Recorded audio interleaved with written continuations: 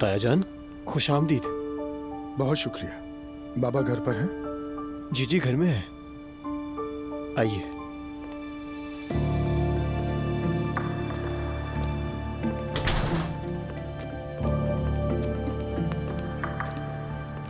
अस्सलाम वालेकुम भाई।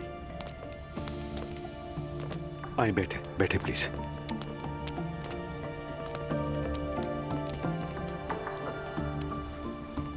भाई क्या वो कोई बात हुई है क्या? मत पूछो उमर। एलिफ अपना सूटकेस उठाकर हमारे घर आ गई है। क्या? ये क्या कह रहे हैं आप? मरियम ने अपनी हद पार कर दी। एलिफ भी तंग आकर सीधे घर पर पहुंच गई। यानी वो आपके घर पे है अभी? हाँ। क्या बात, हंस क्यों रहे हो? सॉरी तायाजान, बस थोड़ा अजीब लगा।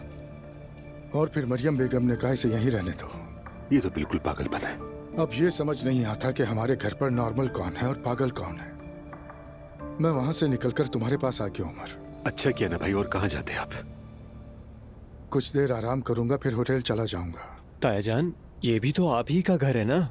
हाँ ना, होटल जाने की क्या जरूरत है? देखा था ना एक बार आपको अकेला छोड़ा था तो क्या हाल हुआ था आपका। अब कहीं नहीं जा रहे आप? उमर, मैं बोझ नहीं बनना चाहता। होटल जाने दो मुझे। भाई आप कोई बोझ नहीं है हमारे लिए, बस बात खत्म करें। कहीं नहीं जा रहे आप। चलो ठीक है। बेटा जल्दी जाके ताया के लिए गेस्ट रूम तैयार करो। अभी करता हूँ।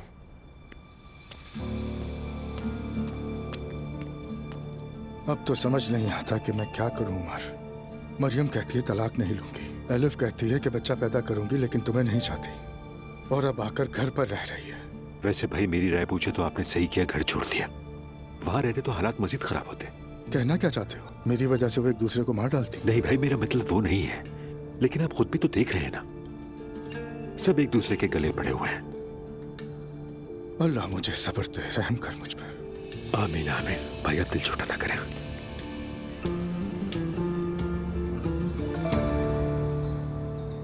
अम्मी, आप ऐसी बात पर राजी कैसे हो गई? मैंने भी ये शौक से नहीं किया है बेटा। ठीक है, तो फिर मैं जाकर उससे बात करती हूँ। अरे नहीं नूर, बिल्कुल भी नहीं। उसे इस घर से निकाला नहीं जाएगा। देखना, मैं उसका वो हाल करूंगी, वो अपनी मर्जी से जाएगी। अम्मी, अल्लाह के वास्ते ये कैसे जिद कर रही हैं आप? अब ये क्या बात हुई, बताएं। सब कुछ उसने खुद किया है। अब उसे पता चल जाएगा उसकी औकात क्या है। या अल्लाह मुझे सब्र दे दे।